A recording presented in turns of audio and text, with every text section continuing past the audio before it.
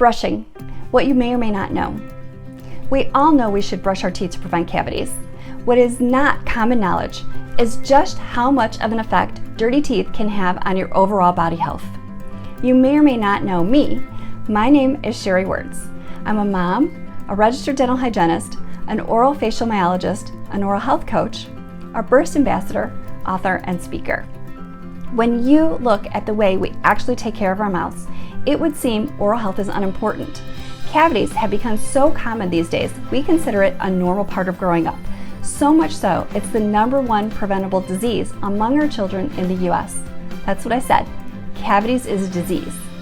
I've been in the dental field for over 30 years, and even I didn't see it until I got divorced and started working in a mobile dental company, where we went to schools and saw 20 to 60 children a day.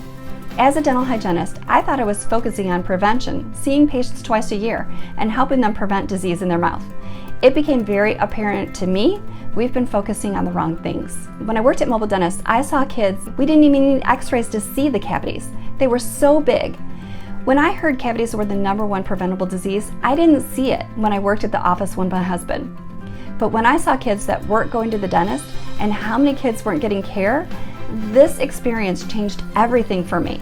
I went down a rabbit hole of learning and educating myself, focusing on finding a cause and how we could bring awareness to this. Our oral healthcare system, or our healthcare system for that matter, focuses on treatment of disease, not teaching prevention, finding the cause, and teaching people what to look for early, and understanding how the disease in our mouth is connected to our entire body and our overall health and wellness. I'm here to change this understanding. That's why I created the Healthy Mouth Movement that helps bring awareness not only to the health of your mouth, but your gut, your brain, and your immune system, and how it's linked to the rest of your body. And we need to stop treating our mouth separate from the rest of our body. We need to start making that connection. By following these recommendations, you'll be setting yourself and your family up for a lifetime of not only good oral health, but good overall health.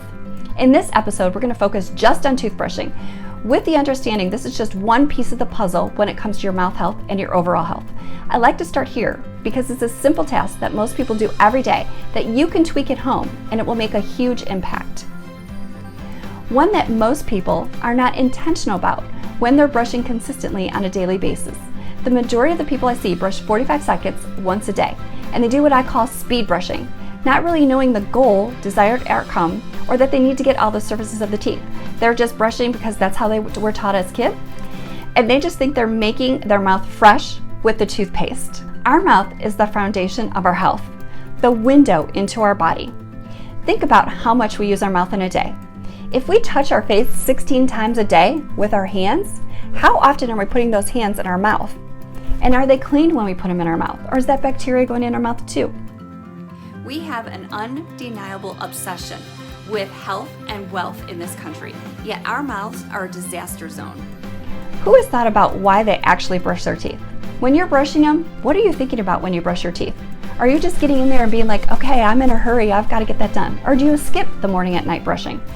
When I started asking that question, I was lucky if I got a full sentence as to why you brush your teeth. A lot of times I got a blank stare as to, I don't know, like deer in the headlights. And the answers were so I could have fresh breath or prevent cavities or have white teeth. But they didn't really know how to prevent cavities. So that led me to a realization, if we don't know the why, it makes sense as to why I see so much plaque and why people are struggling with brushing their teeth. If they don't know the how and the proper technique. In order for you to prevent cavities, you need to maintain a healthy set of teeth, and you need to remove the plaque and bacteria in your mouth. And that usually takes about 2 minutes twice a day to do it effectively. If you could prevent cavities in your kids, or prevent your kids from getting sick from the bacteria in your mouth when they got older, wouldn't you want to and learn the how to teach them good oral habits so they would be healthy in the future? Wouldn't it be worth time and money? Few people realize just how easy it is to treat gingivitis at home with the correct tools and products. Harmful plaque and bacteria flourish in dry, acidic mouths that help create gingivitis and dental disease. So now you're probably asking, what is plaque? You can't see it, but you have it. Everyone does. It's loitering in your mouth in dark places, in places that you don't reach. Can you get rid of it? Yes, it's easy with your toothbrush and being intentional and floss. but today we're just focusing on toothbrushing. Plaque and bacteria are the unseen enemy of your teeth, your oral health, and your overall health. You can't see it when you look in your mouth. If you can see it, it means it's been there far too long. And if it's yellow or orange, it means it's been there for days or a week. Plaque is not only a threat to your mouth, it threatens your overall health and your body's health. If not removed properly, it combines with the sugars that you eat and it produces an acid. It's that acid that weakens the enamel and causes tooth decay. A lot of people think they have soft teeth and that's why they're getting decay. But teeth are the hardest surface in your body and the only part of your skeleton you clean. If you're getting cavities, it usually means that that bacteria is familial, and you're right in the sense that it came from your genetics. But you can prevent that. And it's not usually soft teeth, it's that the acids are weakening the teeth. You need to remove the plaque and bacteria to protect yourself. It's time you take action. Most people know they need to brush their teeth to prevent dental disease, yet they don't do it. Or if they do it, they're not doing it correctly or long enough. Why should you brush your teeth in the morning? Have you ever heard the saying, brush your teeth in the morning to keep your friends? Brush your teeth at night to keep your teeth? Most people brush in the morning to get rid of the dreaded morning breath. That's the main reason people brush. But it's only one reason you should brush your teeth in the morning. When you sleep, the saliva in your mouth decreases, which makes your teeth more susceptible to getting cavities. Many of the people I see on a daily basis admit to only brushing once a day. If you're only brushing once a day, you're allowing the plaque and bacteria to have 24 hours to wreak havoc in your mouth. These days, brushing your teeth is not just about mouth health. The health of your mouth affects more than just your teeth. Dirty teeth can actually make you sick. Bacteria in your mouth have been linked to several systemic diseases like diabetes, heart disease, preterm delivery, low birth weight, Alzheimer's, even erectile dysfunction has been linked to the bacteria in your mouth. Oral health is important to everyone, no matter what age. If you follow me, you know I talk a lot about brushing your teeth because most disease, especially dental disease, is 100% preventable with good oral health habits. Brushing in the morning has several benefits. It gets rid of morning breath. It removes the bacteria that can weaken enamel. It removes any food debris that you missed the night before. Or if you didn't brush before, remove the food debris. And it reduces the bacteria that you can pass to someone else in your family when you're kissing or sharing utensils or drinks or straws. So that's brushing in the morning. So we also recommend you brush at night. So why should you brush before bed? For me, as a dental hygienist, it's the most crucial time. Why? Because you've eaten all day long. You've had snacks, meals, beverages, and you haven't brushed your teeth. So all of that bacteria and food are on your teeth at night while you sleep. And when you sleep, the saliva reduces in your mouth. And when the saliva reduces, it's now not bathing your teeth. And if you have dry mouth to begin with, even the best brushers and flossers don't get 100% of the bacteria. So taking 2 minutes before bed will actually save you years of pain, time, and money, and can actually even extend your life. So what do you do if you're too exhausted when you go to bed? Which I hear a lot is why people don't brush before they go to bed. I recommend keeping a toothbrush on your bedstead or in the drawer next to your bed. You don't necessarily need toothpaste. You just need to disrupt the plaque and bacteria on your teeth, making sure that you're getting everything off. So if you're laying in bed and you can take more time brushing laying in bed, I recommend massaging the gums with a dry brush and then just swallow and put your toothbrush back on the nightstand, because for me, it's better than nothing. Again, most people leave bacteria behind. The more times you brush, morning and night, the greater chance you have of getting whatever you missed in the morning, you can then get at night. If you're only brushing once a day, that's 24 hours that bacteria is on your teeth, causing havoc in your mouth. Brushing before bed helps prevent cavities, gingivitis, gum disease, and other illnesses. If you forget to brush altogether, the bacteria are undisturbed overnight, and they colonize and grow and produce more acids. Again, nighttime is an important time because it's the rest and recovery period for your teeth if you get them all clean. If you use a fluoride toothpaste and you spit and you don't rinse, it will help remineralize your teeth at night. Your saliva production decreases like we talked, so it's not bathing your teeth at night when you sleep. And if you breathe through your mouth, it's drying out your mouth, making you more vulnerable. The best defense is regular brushing and flossing. And xylitol. There's something called xylomelts, especially if you have dry mouth, that you can put up in your cheek, and it will help stimulate the saliva and put xylitol in your mouth. It can starve the plaque at night while you sleep. The bacteria will have a harder time reproducing and less of an impact on your teeth. The American Dental Association recommends you brush twice a day with a soft bristled toothbrush, the size and shape that fits your mouth, to get to all the areas easily. It also recommends you floss daily and use a fluoride toothpaste. However, fluoride is not for everyone. And if you're brushing, rinsing, and spitting, fluoride's not on your teeth long enough for it to even be a benefit. But there are instances where you need fluoride and what you can do for the fluoride to be on there longer, and we'll talk about that in another video. The proper technique is to place your toothbrush at a 45-degree angle along the gum line, gently moving back and forth in long and short, wide strokes. If you're using a manual toothbrush, I kind of recommend circular rather than back and forth because some people get a little too aggressive with their toothbrush and they can do more harm than good. You need to brush the outer surface, the inner surface, and the chewing surface, cleaning all of these surfaces until you get all the plaque off, along the gum line and on the teeth. But I recommend making sure that you have a pattern that you can remember so you know which surfaces you've got. If you always do it the same way, then you can always get a good result. Although some people brush the longest the first place they brush, so for some people I recommend starting at a different spot every day, or starting in a different spot in the morning and starting a different spot at night, so you make sure that you get all the surfaces, because sometimes when you do the same routine, you've brushed, if I start on the upper right, let's say, the upper right is really good, and if the last place I brush is the lower left is usually the place where people have gingivitis because they spend the least amount of time there. Knowing your mouth and what's going on in there is going to help set you up for success. I'm a Burst ambassador. I use and recommend the Burst brush. I think that this brush is amazing. The company is amazing. I love what they stand for. They stand behind their products. They're great to their employees, and it has a money-back guarantee for 90 days. It also has a subscription service. If you get a replacement head coming to your door every 3 months, the brush has a lifetime warranty. I'm going to do a demonstration now between a manual toothbrush and electric toothbrush on corn and coffee grounds, just to show you the difference between manual and electric. Manual versus electric goes side by side.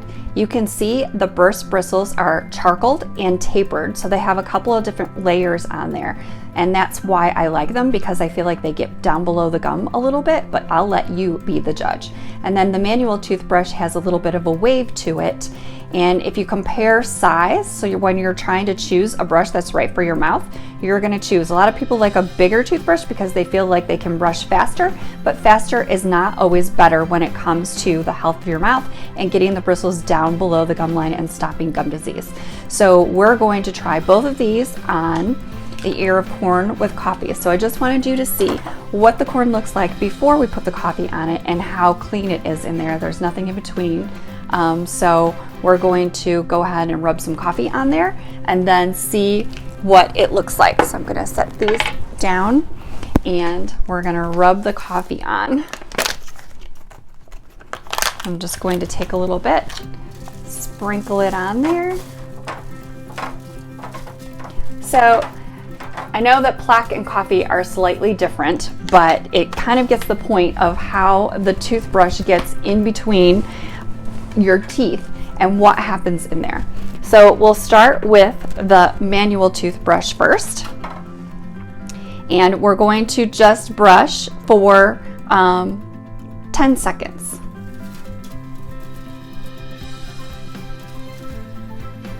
So kind of like people would normally brush. Okay, now we're going to take the Burst brush and brush for 10 seconds, but I'm going to lower it down because it's going to make that. So you can see that side. Now we're going to do this side.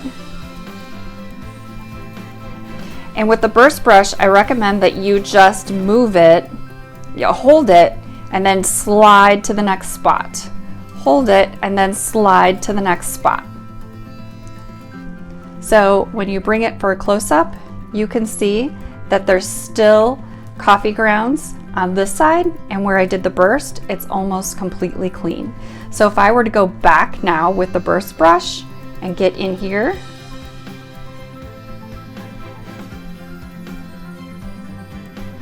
for another 10 seconds, You can see how now it got that clean. So you can do the job with a manual toothbrush. You just have to make sure, if you're using a manual toothbrush to do that, that you're angling it towards the gums to get underneath there, and you're going in a circular motion and spending a little longer to get along in there. So it just takes you longer to get the plaque off down below the gum line with the manual toothbrush. You can't just brush really fast to get that off, because if you brush really fast, you're not getting down below there. So take a look at that. Now then, if you go back and use the burst toothbrush, even if you were to brush fast with the burst toothbrush, look at the difference that that makes.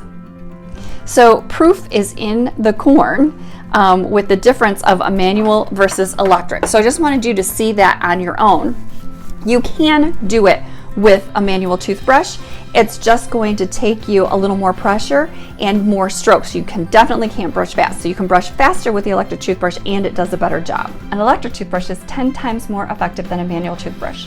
With a manual toothbrush, you can only get 300 strokes per minute. But with an electric toothbrush, with the burst brush, you get 33,000 strokes per minute. Most people are afraid of making their gums bleed, so they avoid brushing their gums, and that actually just makes the disease worse. So if you're having some bleeding, angling your toothbrush at a 45-degree angle and holding it for 3 to 5 seconds and sliding it to the next tooth is going to help reduce bacteria and decay. An electric toothbrush is 10 times more effective than a manual toothbrush, and Burst has 2 double-blind studies to prove that. You can go to www.burstoralcare.com and find those studies and order a toothbrush if you'd like an electric toothbrush. Stay till the end, and I will give you my Burst Ambassador code that gives you a discount.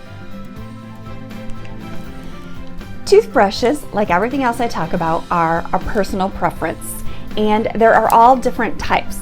Manual toothbrush is the option that a lot of people choose, and you're going to just make sure, no matter what brush you're using, that when you're using it, you're angling it towards the gums so you're getting down below the gum line. An electric toothbrush, it is more effective in that you don't have to move it, you just have to angle it, and if you hold it, it just does the motion for you.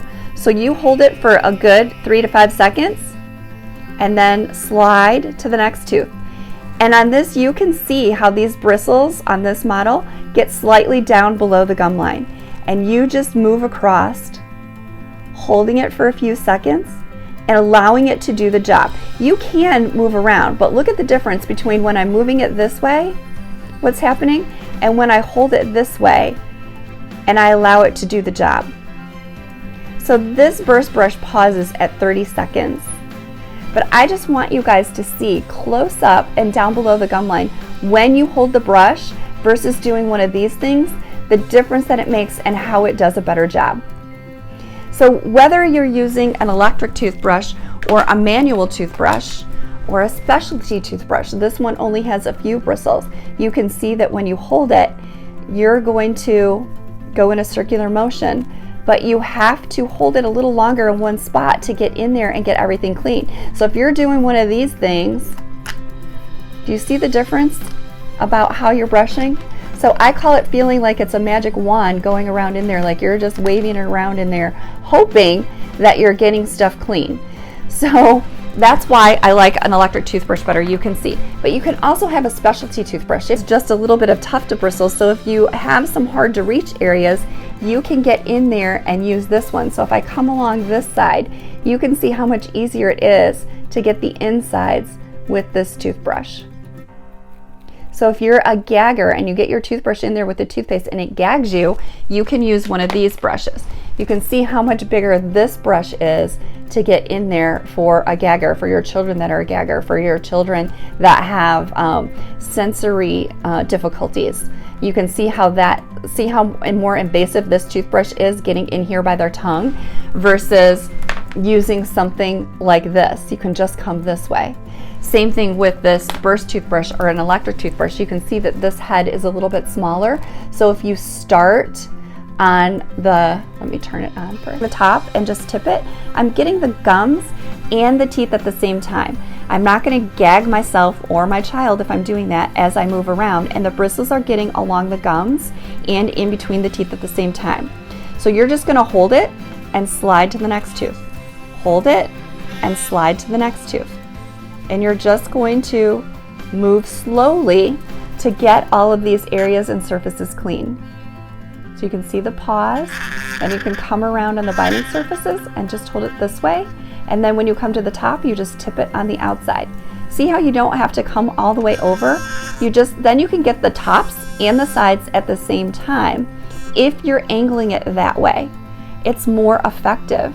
And then you can come and you can even see, if I'm holding it like this, how it gets down below the gum line. Can you see that? I know it's a little blurry. But you can see how the bristles are getting down below there, like on the probe? That's why I like this model. And then you're just going to come along the outsides. So you can see, you just have to be intentional about it. And when I see people kind of doing one of these things, I'm thinking, how effective is their toothbrush? But that is how we were taught. And so that's why I'm doing these videos and things like that, because I want to be able to show that if you're intentional, you hold your toothbrush at a 45-degree angle so it gets down below the gum line, then you are going to be more effective with your toothbrush. You're going to do a better job with your toothbrush. But you can see the comparison of the sizes of toothbrushes, and there are so many different options out there. So what works for you? What do you like? There are children that I work with that can't handle the buzzing noise. I know when Sonicare first came out with theirs, I couldn't handle that vibration and that noise when it got close to my ear. I can't even explain the feeling that it gave me when I used that. Oral-B was better for me because it was round and I could get back in there. But then Burst came out with this brush. So when you're comparing toothbrush heads and toothbrush sizes, this is a battery operated one. Look how much bigger this head is. So if you have a small mouth and you have a gagging problem, this toothbrush is probably going to be a little harder for you or your child to use. The Oral-B has blue bristles on them, so when it's time to change them, they're color indicated. So all of these different toothbrushes have different benefits to them. This Burst toothbrush is soft, it's smaller, it's charcoal bristled, it has a tongue scraper, it has a little, I think it's hard to see on the black one, but it has a polisher in between. A manual toothbrush, they have tapered bristles, they have big bristles, they have bristles that extend out at the end to get behind the back teeth. So, which toothbrush you choose and which one works best for you is going to be trial and error for you and personal opinion. So you may have to try different ones. You may need to use more than one, and that's okay. If you can't get back there, if you're more comfortable with using something like this, if you're using Disclosing and you're brushing and you chew it up and you still see pink on there, you might need different tools to get in different areas depending on how you can hold your brush and which way gets in there. It's gonna just depend on what is going on with your body, what is going on with your child. Do you need to lay your child back? Do you need to lay them on the floor? Do you need to lay them? I use my yoga ball. You've seen, I have videos on that on YouTube. So you can watch different things. It's going to be different techniques and it's going to be trial and error. It's not everything that I can show you on one video here. This is just the basics of what you can look for as far as brushing your teeth go. Brushing too rigorously can cause something called toothbrush abrasion, receding gums. There's been a lot of circulation, whether it's toothbrushing or tooth alignment, that causes the recession. However, toothbrushing may cause gingival abrasion, especially if you're using a harder toothbrush and scrubbing really vigorously, hard or fast. It's another ongoing debate online and in the dental communities. So if you have malaligned teeth and you're getting recession, check your toothbrushing, or you might want to do Invisalign or see an orthodontist. So fluoride is another great debate, but it can help restore the enamel.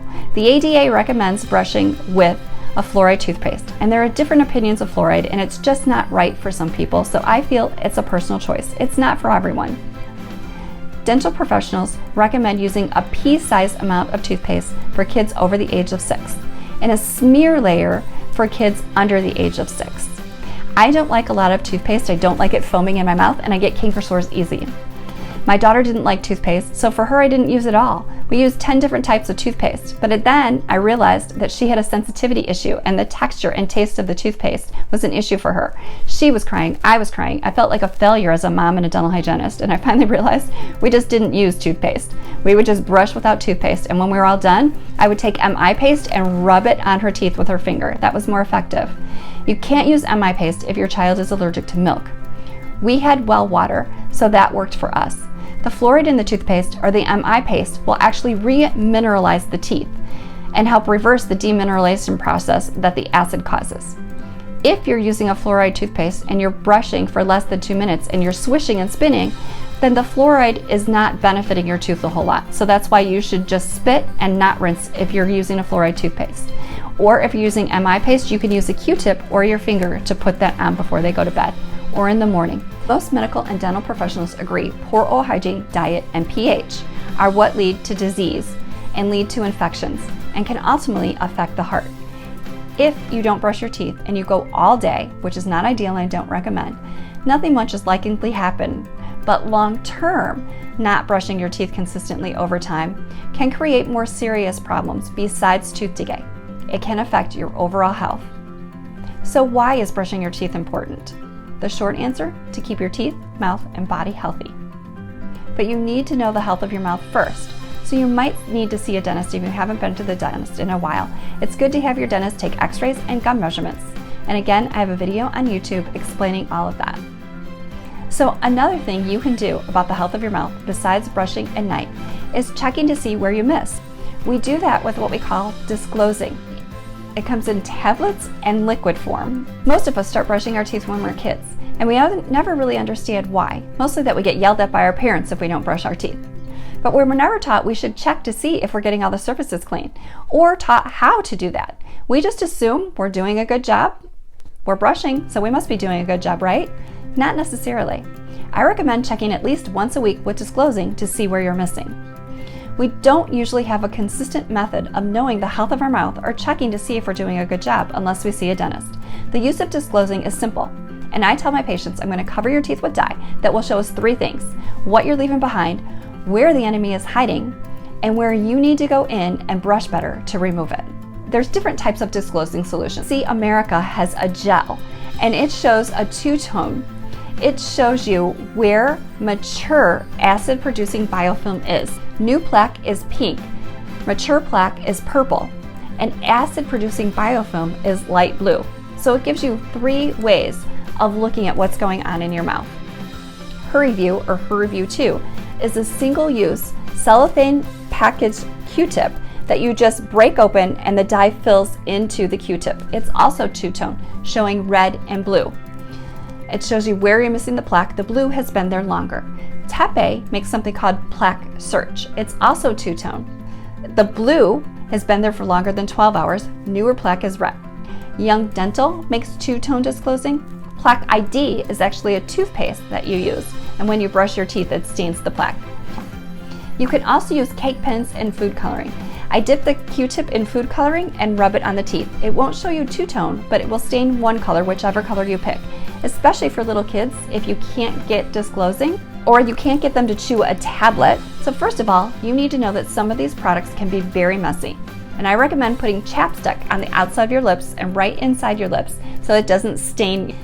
I put tablets in my Bristles Brushing Basics box. But if your kids can't chew the tablets, you can use food coloring, or you can go on to Amazon and buy one of these other products. So how do you use disclosing? You're going to brush your teeth thoroughly, then you're going to chew the tablet up, and then you're going to rinse and spit, or you're going to use a Q-tip to put that on.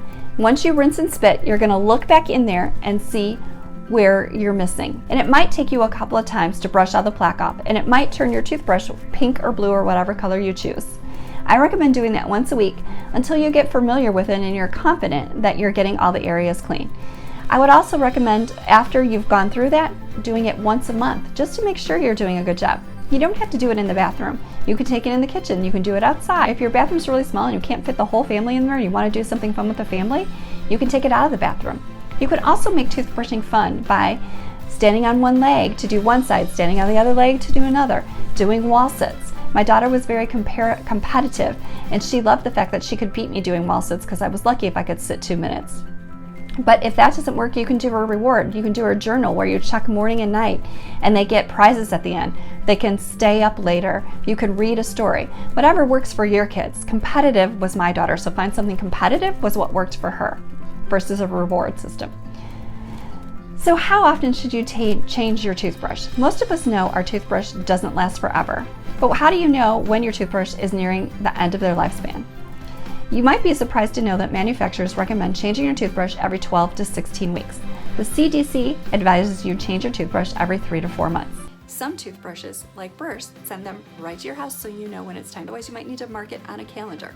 Or you can look at your brush, and when they look flayed or worn out, it's time to change it. It's probably way over time to change it because they're going to be less effective, less stiff, and they're not going to be able to remove the food, plaque, and bacteria from your teeth, gums, and tongue, which then means an increased risk of getting disease and decay. There are also some reasons you might need to replace your toothbrush sooner. Let's say you're sick, or you've had a virus or an infection. If you haven't changed your toothbrush or disinfect your toothbrush, you're going to reinfect your mouth with that toothbrush and bacteria. You can throw it away. You can sanitize your toothbrush. You can boil it. You can put it in the dishwasher. I have a YouTube video on sanitizing your toothbrush that you can watch. You can use hydrogen peroxide, bleach and water, essential oils. There are so many different things you can do to disinfect your toothbrush. Each time you use your toothbrush, the nylon bristles are exposed to chemicals and bacteria, which weaken them with use. So again, changing your toothbrush every 3 to 4 months is going to make it more effective and do a better job for you. Your toothbrush also should be stored in an environment where it's upright and allowed to dry, and it's not touching anyone else's toothbrush, the bottom of a drawer, or the inside of a medicine cabinet. It's also been said that if you keep your toothbrush on the counter and you leave the toilet lid open, it creates a toilet plume, which is the bacteria from the toilet airborne into the environment, urine and feces, and it's collecting on your toothbrush. If you haven't known about this, you've been living in blissful ignorance. Now that you know, you might want to make sure that you shut the toilet when you flush it, or you don't keep your toothbrush right next to the toilet. You keep it kind of away from the toothbrush. There's no real studies that show that that toilet plume is causing harm, but it's just kind of gross to think about. So storing it under the sink, upright in a cup where it's not touching anyone else is what I recommend for storing your toothbrush, but that might not always be possible. Make sure you store it upright and allow it to dry. This episode, we have talked about toothbrushing, the proper technique, manual versus electric, checking to see how and where you're missing, brushing in the morning, brushing at night, how and where to store your toothbrush. And we touched a little bit on pH. So that'll be coming in further episodes. If you'd like more information and you'd like to follow me, I have a website, dentalhygiene411.com, a YouTube channel under Dental Hygiene 411, Facebook and Instagram. We can debate these topics all day long. There are so many opinions. Again, a lot of this stuff is personal preference. I created the Healthy Mouth movement to bring awareness to what you can do at home to have a healthy mouth, a healthy body, and live a healthy life. Because a healthy mouth is a healthy body and a healthy life. Thanks for watching, and if this has been helpful, please share and join the Healthy Mouth movement.